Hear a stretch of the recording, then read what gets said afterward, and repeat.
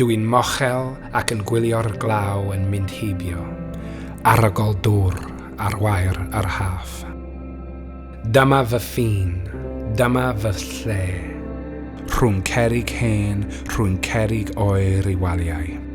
Fi ydy'r garddwr. Dwi'n clirio pethau, yn twtio, yn plannu hadau a'i gwylio'n yn tyfu. Niwl a golau, mwsog a rhisgil. Dwi'n nabod defodau'r gwynt, pam fod adar yn canu, mermeddwl yn crydro, yn adreddu ac yn dringo fel clematis. Does dim un wanhanio'r tir hwn ond fain fy mam. Breuddwyd neu hynllef, y ddau yn gymysg I gyd. Mi welai'r forwen, marget, yn croesi'r cae gwair ar ffleinau thrad, ei hofn, gam neu dri o'mlaen.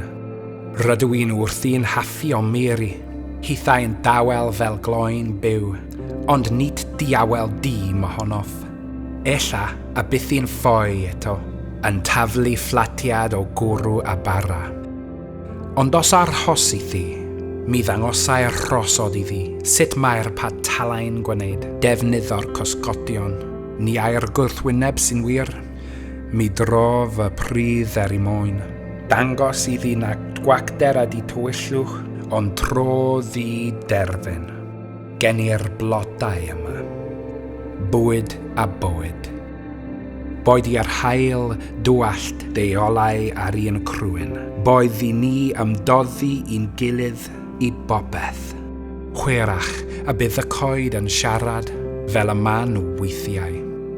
Sibrytion o'r cosgodion, rhed I ffwrdd.